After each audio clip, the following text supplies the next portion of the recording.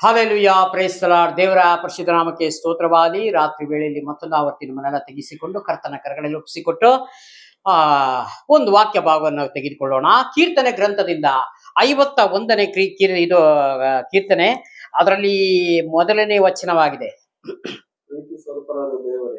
ಪ್ರೀತಿ ಸ್ವರೂಪನಾದ ದೇವರೇ, ಹಲ್ಲೆಲೂಯಾ, ನನ್ನನ್ನು ಕರುಣಿಸು.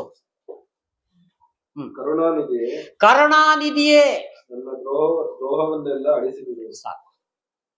ಇಲ್ಲಿ ಪ್ರೀತಿ ಸ್ವರೂಪನಾದ ದೇವರೇ, ನನ್ನನ್ನು ಕರುಣಿಸು, ಕರುಣಾನಿಧಿಯೇ, ನನ್ನ ದ್ರೋಹವನ್ನೆಲ್ಲ ಅಳಿಸಿಬಿಡು. ದಾವೀದನು ರಚಿಸಿದ ಕೀರ್ತನೆ ಆಗಿದೆ ಪ್ರಿಯರೇ. ಇಲ್ಲಿ ನಾವು ಹುಟ್ಟಿದಾಗಿಂದಲೂ ಜನ್ಮ ಪಾಪಿಗಳಾಗಿದ್ದೇವೆ. ಇಲ್ಲಿ ಯಾರೂ ಶುದ್ಧರಲ್ಲ. ಎಲ್ಲರೂ ಒಂದು ರೀತಿ ಪಾಪಗಳನ್ನ ಮಾಡಿ ಭೂಮಿ ಮೇಲೆ ಬದುಕುವಂತವರಿಗೆ ನಾವು ಮೊದಲನೇ ಬಾರಿಗೆ ದೇವರನ್ನ ಕಂಡಾಗ ನಮ್ಮ ಪ್ರಾರ್ಥನೆ ಆಗಿದೆ. ಈಗ ನೀನು ಬಿಗಿನಿಂಗ್ ಅಲ್ಲಿ ಬಂದು ಯೇಸು ಸ್ವಾಮಿನೇ ಪರಿಚಯ ಇಲ್ಲದಾಗ ನೀನು ಬಂದಾಗ ನೀನು ಏನ್ ಹೇಳ್ಬೇಕು? ಪ್ರೀತಿ ಸ್ವರೂಪನಾದ ದೇವರೇ, ನನ್ನನ್ನು ಕರುಣಿಸು. ನಿನ್ನ ವಾಕ್ಯವನ್ನು ತಿಳಿಯೋದಕ್ಕಿಂತ ಮುಂಚೆ ನಾನು ದ್ರೋಹಗಳನ್ನ ಮಾಡಿದ್ದೆ, ಪಾಪಗಳನ್ನ ಮಾಡಿದ್ದೆ, ಈ ಲೋಕಕ್ಕೆ ಸಂಬಂಧಪಟ್ಟ ಎಲ್ಲಾ ಕಾರ್ಯಗಳನ್ನು ಮಾಡಿದ್ದೀನಿ. ಆದರೆ ನಿನ್ನನ್ನು ಬಿಟ್ಟು ದೇವರೇ, ನಿನ್ನನ್ನು ಬಿಟ್ಟು ಈ ತಪ್ಪು ಪಾಪಗಳನ್ನ ಮಾಡಿಬಿಟ್ಟೆ. ನನ್ನ ದ್ರೋಹಗಳೆಲ್ಲ ಈಗೆಲ್ಲ ದೇವರೇ, ನೀನೇ ಸತ್ಯವಂತನು, ನೀತಿ ಸ್ವರೂಪನಾದ ದೇವರು ಎಂಬುದಾಗಿ ನಾನು ಯಾವಾಗ ತಿಳಿದುಕೊಂಡನೋ ನಿನ್ನ ಹತ್ರ ಬಂದು ನಾನು ಮಣ್ಕಾಲಾಕಿ ಪ್ರಾರ್ಥನೆ ಮಾಡ್ತೀನಿ. ಅಪ್ಪ, ನನ್ನ ದ್ರೋಹಗಳನ್ನೆಲ್ಲ ಅಳಿಸಿ ಬಿಡು ದೇವರೇ. ಯಾರು ಪ್ರಾರ್ಥನೆ ಮಾಡುವುದು? ಭಕ್ತನು. ಯೇಸು ಸ್ವಾಮಿಗೆ ತಿಳಿಯದಂತವರಿಗೆ ಅಲ್ಲ, ತಿಳಿದಂತವರು ಒಳಗೆ ಬರ್ತಿರಲ್ಲ, ದೇವರನ್ನು ಹುಡುಕಿಕೊಂಡು ಬರ್ತಿರಲ್ಲ. ಇವರೇ ಜೀವ ಸ್ವರೂಪನಾದ ದೇವರು, ಆಕಾಶ ಭೂಮಿಯನ್ನು ಸೃಷ್ಟಿ ಮಾಡಿದ ದೇವರು, ಒಂದೊಂದು ಮಾತಿನ ಮೇಲೆ ಎಲ್ಲಾ ಪಶು ಪಕ್ಷಿ ಪ್ರಾಣಿಗಳನ್ನ ಉಂಟು ಮಾಡಿದ ದೇವರು, ಇವೆಲ್ಲವನ್ನು ಸೃಷ್ಟಿಗೆ ಮೂಲನಾಗಿರುವ ದೇವರನ್ನ ನೀನು ಹುಡುಕಿ ಬಂದಾಗ ಹೇಳುವಂತ ಪ್ರಾರ್ಥನೆಯಾಗಿದೆ ಪ್ರಿಯನೇ. ಹಲ್ಲೆಲೂಯಾ. ಯಾಕೆ? ಮನ ಮರುಗುವ ದೇವರು ಇಂದಿನ ಪಾಪ ಶಾಪಗಳನ್ನೆಲ್ಲ ತನ್ನ ಮೇಲೆ ಹಾಕಿಕೊಂಡು ನಿಮ್ಮನ್ನೆಲ್ಲ ಪಾಪದಿಂದ ಬಿಡಿಸಿದಂತ ಮಹಾದೇವರಾಗಿದ್ದಾರೆ. ಯುಗದ ಸಮಾಪ್ತಿಯವರೆಗೂ ಎಲ್ಲ ದಿವಸ ಎಲ್ಲಾ ಗಂಟೆ, ಎಲ್ಲಾ ಗಳಿಗೆ, ಎಲ್ಲಾ ಸೆಕೆಂಡ್ ಅಲ್ಲಿ ಸತ ನಮ್ಮ ಕೂಡ ಇರುವಂತ ದೇವರಾಗಿದ್ದಾರೆ. ಹಲ್ಲೆಲೂಯಾ. ನಾವು ಮಾತ್ರ ಭಾನುವಾರ ಹೋಗ್ತೀವಿ ಅಷ್ಟೇ. ದೇವರೇ, ವಾರನೇ ಮೊದಲನೇ ದಿನ ಸ್ವಾಮಿ ಆಲಯಕ್ಕೆ ಬಂದು ಪ್ರಾರ್ಥನೆಗಳನ್ನ ಮಾಡುವಾಗ ಸ್ವಾಮಿ ನಮ್ಮ ಪ್ರಾರ್ಥನೆ ಕೇಳುವಂತ ದೇವರೇ, ಉತ್ತರ ಕೊಡುವಂತ ದೇವರೇ, ಕಷ್ಟ ಕಾಲದಲ್ಲಿ ನಿನಗೆ ಮೊರೆ ಇಡ್ತೀನಪ್ಪ, ನೀನು ಬಿಡಿಸು ಸ್ವಾಮಿ. ಆದರೆ ದೇವರು ಕ್ಷಣ ಕ್ಷಣಕ್ಕೂ ನಮ್ಮ ಕೂಡ ಇರುತ್ತಾರೆ. ಈಗ ಒಂದು ಬಾಲ್ಯದಲ್ಲಿ ಸಣ್ಣ ಮಕ್ಕಳು ನೋಡ್ರಿ, ತಾಯಿ ಎಷ್ಟು ಜೋಪಾನ ಮಾಡಿ ಮಕ್ಕಳನ್ನ ಕಾಯ್ತಾರಲ್ವಾ. ಈಗ 6 ತಿಂಗಳು, 5 ತಿಂಗಳು, 8 ತಿಂಗಳು, ವರ್ಷ ಮಗು ಆಗಿದ್ರೆ ತಾಯಿ ಬಿಟ್ಟೋಗ್ತಾರ? ಹೇಗೆ ಕಾಯ್ತಾರ ಮಗುನ? ಅದೇ ರೀತಿಯಾಗಿ ದೇವರು ಅದಕ್ಕಿಂತ ಹೆಚ್ಚಾದ ರೀತಿ ತನ್ನ ಮಕ್ಕಳು, ಯಾರಿಗೆ? ನಮಗೆ ಮಕ್ಕಳಾದ ನಮ್ಮನ್ನು ಈ ರೀತಿಯಾಗಿ ಕಾಪಾಡ್ತಾರೆ. ಯಾಕೆ? ಆ ಕಾಪಾಡಕ್ಕೂ ಒಂದು ರೀಸನ್ ಇದೆ. ನಾವು ಯಾವಾಗ ದೇವರನ್ನ ಹುಡುಕಿ ಒಳಗೆ ಬರ್ತೀವೋ ಅವಾಗ ದೇವರು ನಮ್ಮನ್ನ ತನ್ನ ಮಕ್ಕಳಾಗಿ ಸ್ವೀಕಾರ ಮಾಡಿಕೊಳ್ತಾರೆ. ನಿಮಗೆಲ್ಲ ಒಂದು ಮುದ್ರೆ ಆಗ್ತಾರೆ. ಅವಾಗ ಇವರು ನನ್ನವರು, ಇವರು ನನ್ನವರು, ಇವಳು ನನ್ನವಳು, ಈ ಮಗನು ನನ್ನವನು ಎಂಬುದಾಗಿ ಪರಲೋಕದಲ್ಲಿ ತಂದೆ ಹತ್ರ ಒಪ್ಪಿಕೊಳ್ತಾರೆ. ಯಾವಾಗ? ಇಲ್ಲಿ ನೀನು ಹೇಳ್ಬೇಕು ಎದೆ ತಟ್ಟುಕೊಂಡು, ಯೇಸು ಸ್ವಾಮಿ ನನ್ನ ದೇವರು ಎಂಬುದಾಗಿ. ಇಲ್ಲಿ ಮುಚ್ಚುಮರೆ ಮಾಡಿಕೊಂಡು ಯಾರ ಮುಂದೆ, ಕೆಲವೊಬ್ರು ಮುಂದೆ ಯೇಸು ಸ್ವಾಮಿ ಹೆಸರು ಹೇಳಕ್ಕೂ ನಾಚಿಕೆ ಪಟ್ಟುಕೊಳ್ಳುವಂತ ಜನ ಇದ್ದಾರೆ ಪ್ರಿಯನೇ ಇಲ್ಲಿ. ಹಲ್ಲೆಲೂಯಾ. ನೀನು ಎದೆ ತಟ್ಟಿಕೊಂಡು ಹೇಳಬೇಕು, ಯೇಸು ಸ್ವಾಮಿ ನನ್ನವರು, ಪರಲೋಕ ರಾಜ್ಯಕ್ಕೆ ಕರ್ಕೊಂಡು ಹೋಗುವಂತ ಮಹಾದೇವರು, ಆತನೇ ನನ್ನ ಒಡೆಯನು, ಆತನೇ ನನ್ನ ಮನೆಗೆ ಯಜಮಾನನು. ಹಲ್ಲೆಲೂಯಾ ಎಂಬುದಾಗಿ ಯಾವಾಗ ನೀನು ಮನದಟ್ಟು ಮಾಡ್ತೀನಿ, ಬಾಯಲ್ಲಿ ಅರಿಕೆ ಮಾಡ್ತೀಯೋ, ಈ ಅರಿಕೆ ಇಲ್ಲಿಗೆಲ್ಲ, ಈ ಅರಿಕೆ ನೀನು ಅಲ್ಲಿ ಕೂಡ್ಸಿಡ್ತಾ ಇದೆಯಾ ಪರಲೋಕದಲ್ಲಿ ಪ್ರಿಯನೇ. ರಬಲ ಚಂದ ರೂಪನಪ್ಪ, ಸಾಧಾರಣ ಅಲ್ಲ, ಸಾಧಾರಣ ಇಲ್ಲಿ ಪ್ರಾರ್ಥನೆ ಮಾಡೋದು ಏನೋ ನಮ್ಮ ಇಲ್ಲಿ ಆಸೆಗೋಸ್ಕರ ಪ್ರಾರ್ಥನೆ ಅಲ್ಲ. ಈ ಪ್ರಾರ್ಥನೆ ದೇವಾದಿ ದೇವನು, ಸರ್ವಶಕ್ತನಾದ ದೇವರು ಪರಲೋಕದಲ್ಲಿ ಸಿಂಹಾಸನದ ಮೇಲೆ ಕೂತುಕೊಂಡು ಎಲ್ಲವನ್ನು ಲಾಲಿಸುವಂತವರಾಗಿದ್ದಾರೆ. ಅದಕ್ಕೆ ಹೇಳ್ತಾರೆ, 2 ಜನ ಅಥವಾ 3 ಜನ ಎಲ್ಲಿ ಕೂಡಿ ಬರ್ತಿರೋ ಅಲ್ಲಿ ನಾನಿದ್ದೇನೆ. ನನ್ನ ಪ್ರೆಸೆನ್ಸ್ ಇದೆ, ಇಲ್ಲಿ ನನ್ನ ಬಲಶಕ್ತಿ ಇದೆ ನಿಮ್ಮ ಕೂಡ. ಹಲ್ಲೆಲೂಯಾ. ಇದು ನಂಬುವನು ದೇವರಿಗೊಂದು ಸ್ತೋತ್ರ ಮಾಡಿ, ಕೈಯೆತ್ತಿ ಸ್ತೋತ್ರ ಮಾಡಿ. ಹಲ್ಲೆಲೂಯಾ. ಹಾಗಾಗಿ ನೋಡು, ನನ್ನ ದ್ರೋಹವನ್ನೆಲ್ಲ ಅಳಿಸಿ ಬಿಡು, ನನ್ನ ಪಾಪವು ಸಂಪೂರ್ಣವಾಗಿ ತೊಳೆದು ಬಿಡು. ಯಾರು? ಭಕ್ತನು. ನನ್ನ ಪಾಪಗಳನ್ನೆಲ್ಲ ತೊಳೆದು ಬಿಡು ದೇವರೇ, ನಾನು ಇನ್ನು ಮುಂದೆ ಪಾಪಗಳನ್ನು ಮಾಡಲ್ಲ, ಇನ್ನು ಮುಂದೆ ನಾನು ಸುಳ್ಳು ಹೇಳಲ್ಲ, ನನಗೆ 1 ರೂಪಾಯಿ ಅನ್ಯಾಯ ಇದು ಬೇಡ ಸ್ವಾಮಿ, ನೀನೇ ನನ್ನ ರಕ್ಷಕನು ಸ್ವಾಮಿ. ಒತ್ತೊತ್ತಿಗೆ ಆಹಾರವನ್ನು ಕೊಟ್ಟು ನನ್ನನ್ನ ಇಲ್ಲಿ ತನಕ ಸಾಕಿರುವಾತನೇ, ನಿನಗೆ ಸ್ತೋತ್ರಪ್ಪ. ಹಲ್ಲೆಲೂಯಾ. ಯಾವಾಗ ಈ ರೀತಿಯಾಗಿ ನಾವು ದೇವರನ್ನ ನಾವು ಯಾವಾಗ ಜಾಸ್ತಿ ಆಶ್ರಯವನ್ನು ನಾವು ಆಶ್ರಯಿಸ್ಕೊಳ್ತೇವೋ, ದೇವರು ಅದೇ ರೀತಿಗೆ ನಮ್ಮ ಹತ್ತಿರಕ್ಕೆ ಬರುವನಾಗಿದ್ದಾನೆ. ಇಲ್ಲಿ ದುರಾತ್ಮನೇನು ಮಾಡ್ತಾನೆ, ದೇವರಿಗೆ ಸ್ವಲ್ಪ ಪ್ರೀತಿಯನ್ನು ಕೊಡು, ಈ ಲೋಕಕ್ಕೆ ಸ್ವಲ್ಪ ಪ್ರೀತಿಯನ್ನು ದೇವರಿಗೆ ಕೊಡು, ಜಾಸ್ತಿ ಪ್ರೀತಿ ಲೋಕದ ಮೇಲೆ ಇಡು. ನಿನಗೆ ಮನೆಗೆ ಏನ್ ಬೇಕು, ಅದು ಬೇಕು, ಇದು ಬೇಕು, ಬೇಕಾದಷ್ಟು ಐಡಿಯಾಗಳನ್ನ ಇಲ್ಲಿ ಕೊಡ್ತಾನೆ. ಯಾಕಂದ್ರೆ 40 ದಿವಸ ಯೇಸು ಸ್ವಾಮಿಗೆ ಆ ಬೆಟ್ಟದ ಮೇಲೆ ದೇವರು ಉಪವಾಸವಾಗಿ 40 ದಿವಸ ಇರುವಾಗ ಆತನು ಕರೆದುಕೊಂಡು ಹೋಗಿ ಈ ಜಗತ್ತೆಲ್ಲ ತೋರಿಸ್ತಾನೆ. ಇದೆಲ್ಲ ವೈಭವಗಳು ನನಗೆ ಕೊಡಲ್ಪಟ್ಟಿದೆ. ದುರಾತ್ಮನು ಹೇಳ್ತಾನೆ, ಸೈತಾನ್ ಹೇಳ್ತಾನೆ, ಇದು ನನಗೆ ಮನಸ್ಸಿಗೆ ಬಂದವರಿಗೆ ನಾನು ಇದನ್ನ ಕೊಡುತ್ತೇನೆ, ನೀನು ಅಡ್ಡ ಬಿದ್ದರೆ ನಾನು ನಿನಗೂ ಕೊಡ್ತೇನೆ ಅಂತಾನೆ ಸ್ವಾಮಿಗೆ. ಹಲ್ಲೆಲೂಯಾ. ಅದಕ್ಕೆ ನಿನ್ನ ತಂದೆ ದೇವರಾದ ಸರ್ವೇಶ್ವರ ದೇವರಾದ ಯೆಹೋವನಿಗೆ ನೀನು ಪರೀಕ್ಷೆ ಮಾಡಬಾರ್ದು. ಅಂದರೆ ಅರ್ಥ, ಇದು ಯಾರಿಗೆ ಕೊಡಲ್ಪಟ್ಟಿದೆ? ದೇವರೇ ಉಂಟು ಮಾಡಿದ್ದಾನೆ. ದೇವರು ಉಂಟು ಮಾಡಿದ್ದು ದೇವರಿಗೆ ಪ್ರಶ್ನೆ ಕೇಳ್ತಾನೆ, ನೀನ್ ನನಗೆ ಅಡ್ಡ ಬೀಳು ಅಂತ. ಮನುಷ್ಯನ ಎಷ್ಟು ಮಾತ್ರದವನು, ಮನುಷ್ಯನಿಗೆ ಗಿರಿಗಿಟ್ಲೆ ತಿರ್ಸ್ಬಿಡ್ತಾನೆ. ಅದಕ್ಕೆ ನಾವು ಎಚ್ಚರಿಕೆಯಿಂದ ಆತನ ಕೈಗೆ ಸಿಕ್ಕಾಕೊಳ್ಳಿ ಅಂದ್ರೆ ಸಿಗಿಸ್ಕೊಳ್ಬಾರ್ದು. ನಮ್ಮನ್ನ ನಾವು ಭಾರಿ ಕೇರ್ಫುಲ್ ಆಗಿರ್ಬೇಕು. ಕೇರ್ಫುಲ್ ಆಗಿದ್ದು ಕೊಡಂತ ಸ್ವಲ್ಪ ನೀನ್ ಸಾಕು ದೇವ್ರೆ, ನನಗೆ ಪರಲೋಕದಲ್ಲಿ ಬಹಳ ಗಂಟನ್ನು ಇಟ್ಟಿದ್ದೀನಿ, ನಿನಗೆ ಇಲ್ಲಿ ಏನ್ ಮಾಡ್ತೀಯ ತಕ್ಕೊಂಡು? ನಿನಗೆ ಊಟ ಇದೆ, ಓಡಾಡಕ್ಕೆ ಗಾಡಿ ಇದೆ, ಒಳ್ಳೆ ವಸ್ತ್ರಗಳನ್ನ ಕೊಟ್ಟಿದ್ದೇನೆ, ಒಳ್ಳೆ ಆರೋಗ್ಯ ಕೊಟ್ಟಿದ್ದೇನೆ. ಹಲ್ಲೆಲೂಯಾ. ಎಷ್ಟೋ ಜನ ಆರೋಗ್ಯವಿಲ್ಲ ಇವತ್ತು, ಎಷ್ಟೋ ಜನ ಕಣ್ಣುಗಳಿಲ್ಲ ಇವತ್ತು ನೋಡ್ಲಿಕ್ಕೆ. ನಮಗೆಲ್ಲ ದೇವರು ಏನೂ ತೊಂದರೆ ಇಲ್ದಂಗೆ ಕೊಟ್ಟಿದ್ದಾರೆ. ಅದಕ್ಕೆ ಭಕ್ತ ಎಷ್ಟು ಚೆನ್ನಾಗಿ ವಿವರಣೆ ಮಾಡಿದ್ದಾನೆ. ಏನೂ ಇಲ್ಲದೆ ಬಂದೆವು ನಾವು, ಏನೂ ಇಲ್ಲದೆ ಹೋಗುವೆವು, ನಮ್ಮ ಯೋಜನೆ ಸಾಗದು ಏನು, ದೇವರ ಯೋಜನೆ ಸಾಗುವುದು ಇಂದು, ನಮ್ಮ ಯೋಜನೆ ಸಾಗದು ಏನು, ದೇವರ ಯೋಜನೆ ಸಾಗುವುದು.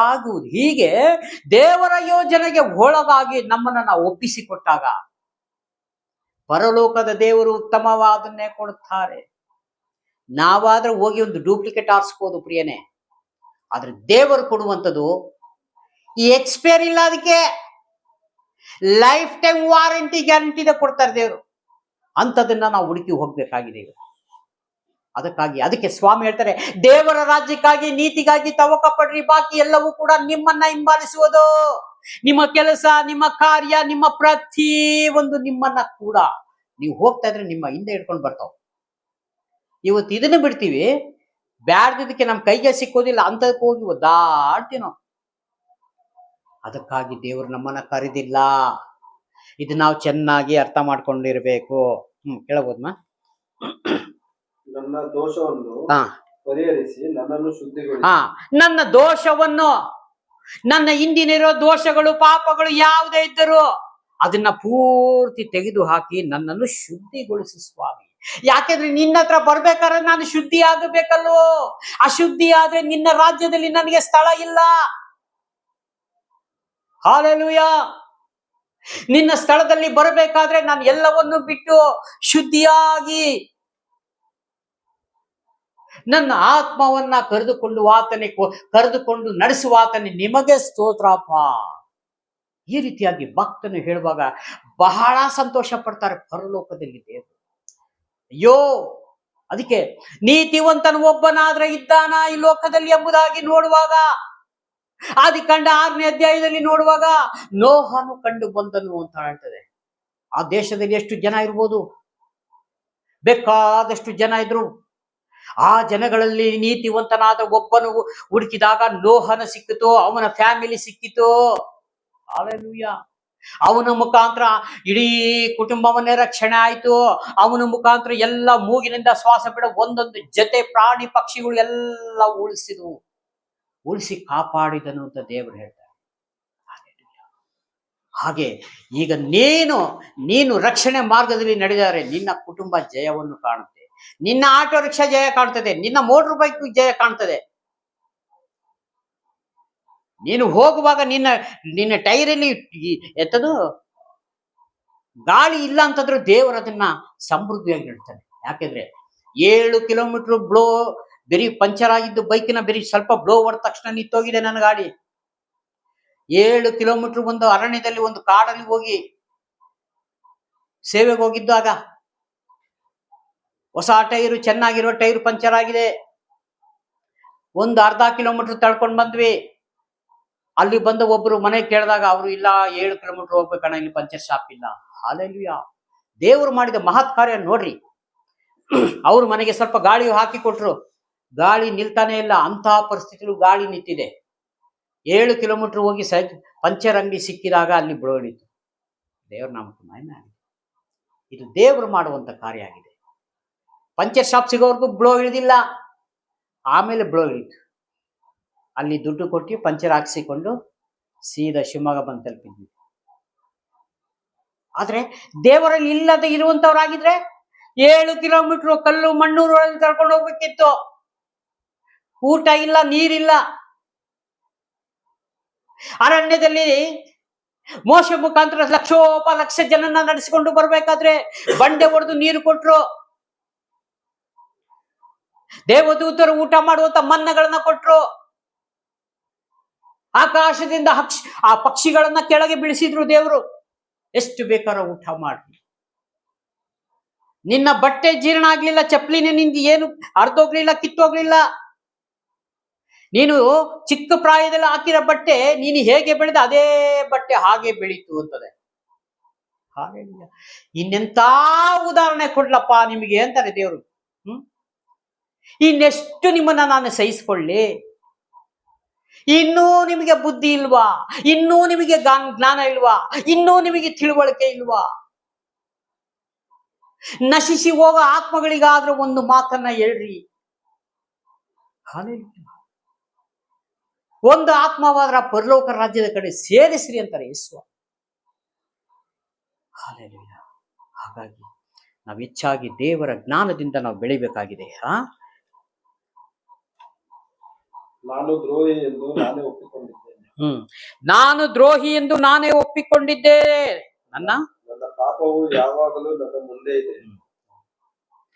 ನಾನು ದ್ರೋಹಿ ಎಂದು ನಾನು ಒಪ್ಪಿಕೊಂಡಿದ್ದೇನೆ. ನನ್ನ ಪಾಪ ಯಾವಾಗಲೂ ನನ್ನ ಮುಂದೆನೆ ಇದೆ, ಇನ್ನೊಬ್ಬರ ಮುಂದೆ ಅಲ್ಲ, ನನ್ನ ಮುಂದೆನೆ ಇದೆ. ಅದಕ್ಕೆ ನನ್ನ ಪ್ರಾರ್ಥನೆ ದೇವರ ಹತ್ರ ಮುಟ್ಟುತ್ತಾ ಇಲ್ಲ ಪ್ರಿಯನೇ.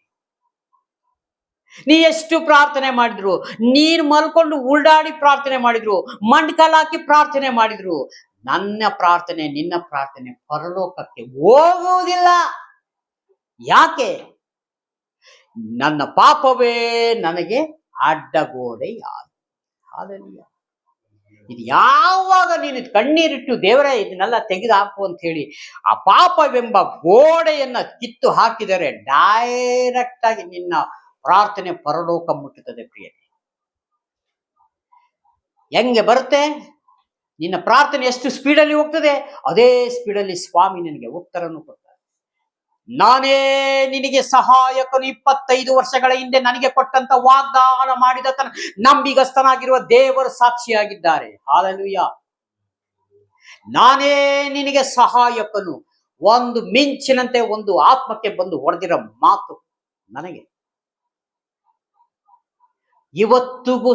ಇವತ್ತಿಗೂ ಸತ ಮಾರ್ಪಡದಂತ ದೇವರು, ಇವತ್ತಿಗೂ ಸತ ನನ್ನನ್ನು ಕೈ ಹಿಡಿದು ನಡೆಸ್ತಾ ಇರಂತ ದೇವರು, ಎಂತೆಂತ ಮರಣದ ರೋಗದಿಂದ ತಪ್ಪಿಸಿ ದೇವರು ನನ್ನನ್ನು ಸಹಾಯ. ಈ ಮಕ್ಕಳೆಲ್ಲ ಕೂತ್ಕೊಂಡು ಎಷ್ಟು ಪ್ರಾರ್ಥನೆಗಳನ್ನ ಮಾಡಿದ್ದಾರೆ. ಹಾಲೆಲೂಯಾ. ಈ ಪ್ರಾರ್ಥನೆ ಕೇಳಲಾರದ ನನ್ನ ದೇವರಲ್ಲ, ಕೇಳಿನೇ ನನಗೆ ಮತ್ತೆ ಜೀವದಾನ ಮಾಡಿದಂತ ಮಹಾದೇವರನ್ನ. ಅದಕ್ಕೆ ನಾನು ನನ್ನ ಕುಟುಂಬ ಯಾವಾಗಲೂ ಯೆಹೋವನನ್ನ ಸೇವಿಸ್ತೇವೆ, ಯೇಸು ಸ್ವಾಮಿಯನ್ನ ಸೇವಿಸ್ತೇವೆ. ನಮ್ಮ ಉಸಿರಿರೋ ತನಕ ನನ್ನ ಕುಟುಂಬ ಯಾವಾಗಲೂ ಆಶೀರ್ವಾದದಿಂದ ಹಿಂದಿರುಗಿ ಹೋಗುವುದೇ ಇಲ್ಲ. ಇದು ದೇವರಾದ ಯೆಹೋವನು ಮಾಡುವಂತ ಒಂದು ವಾಗ್ದಾನ ಮಾತು. ಹಲ್ಲೆಲೂಯಾ. ಅದೇ ರೀತಿಯಾಗಿ ಒಬ್ಬರಿಗೆ ಒಂದು ಮಾಡುವಂತ ಮನುಷ್ಯನ ಜ್ಞಾನ ಅಲ್ಲ ದೇವರದು. ನೀವು ಸತ ಅದೇ ರೀತಿಯಾಗಿ ಪ್ರಾರ್ಥನೆ ಮಾಡಿದ್ರೆ ನಿಮಗನು ದೇವರು ಕೊಡ್ತಾನೆ, ನಿಮಗನು ಸಹಾಯ ಮಾಡ್ತಾನೆ, ನಿನ್ನ ಕುಟುಂಬ ಜೀವಿತವನ್ನ ಕಟ್ಟುತ್ತಾರೆ. ನಿನಗೆ ಬೇಕಾದದನ್ನೆಲ್ಲ ದೇವರು ಈ ಭೂಮಿ ಮೇಲೆ ಏನ್ ಬೇಕು ಅವರಿಗೆ ಗೊತ್ತು, ಆ ರೀತಿಯಾಗಿ ನಡೆಸ್ತಾರೆ. ಈ ಕೊಟ್ಟಂತ ವಾಕ್ಯಕ್ಕಾಗಿ ಸ್ತೋತ್ರ ಮಾಡಿಕೊಂಡು ಚಿಕ್ಕ ಪ್ರಾರ್ಥನೆ ಮಾಡಿ ಮುಕ್ತ ಮಾಡೋಣ. ಪ್ರೀತಿ ಸ್ವರೂಪನಾದ ದೇವರೇ, ರಾಜಾದಿರಾಜನೇ, ಯೇಸು ಸ್ವಾಮಿ ನಿಮಗೆ ಮಹಿಮೆಯಾಗಲಿ. ರಾಜಾವೇ, ಈ ರಾತ್ರಿ ವೇಳೆಯಲ್ಲಿ ಕೊಟ್ಟಂತ ಸ್ವಾಮಿ ಈ ವಾಕ್ಯಕ್ಕಾಗಿ ಸ್ತೋತ್ರ, ನೀವು ಮಾತನಾಡೋದಕ್ಕಾಗಿ ಸ್ತೋತ್ರ ಸ್ವಾಮಿ ದೇವರೇ. ಇದನ್ನ ಸ್ವೀಕಾರ ಮಾಡಿಕೊಂಡು ದೇವರ ಸ್ತೋತ್ರ. ಕರ್ತನೆ, ಪ್ರೀತಿಯ ಸಹೋದರಿಗಾಗಿ ನಾನು ಪ್ರಾರ್ಥನೆ ಮಾಡಿಕೊಳ್ಳುತ್ತೇನೆ ಸ್ವಾಮಿ. ಇದೇ ರೀತಿಯಾಗಿ ಜೀವಿಸಲಿಕ್ಕೆ ಅವ್ರಿಗೆ ಜ್ಞಾನ ಬುದ್ಧಿ ಹೆಚ್ಚಾಗಿ ಕೊಡಬೇಕಾಗಿ ನಾನು ಪ್ರಾರ್ಥಿಸ್ತೇನೆ ಸ್ವಾಮಿ. ವಿಡಿಯೋ ಮುಖಾಂತರ ನೋಡುತ್ತಂದು ಪ್ರತಿಯೊಬ್ಬರು ಸಹೋದರ ಸಹೋದರಿ ನೆನೆಸಿ ಭದ್ರಕೋಟೆಯಲ್ಲಿ ಮುಚ್ಚುಮರೆ ಮಾಡು, ಸಹಾಯ ಮಾಡು. ಯೇಸು ಸ್ವಾಮಿ ಬೇಡಿಕೊಳ್ಳುತ್ತೇನೆ, ಜೀವವುಳ್ಳ ಪರಲೋಕದ ತಂದೆ. Praise Lord. God bless you. ದೇವರೆಲ್ಲರನ್ನು ಆಶೀರ್ವದಿಸಲಿ. ಆಮೆನ್.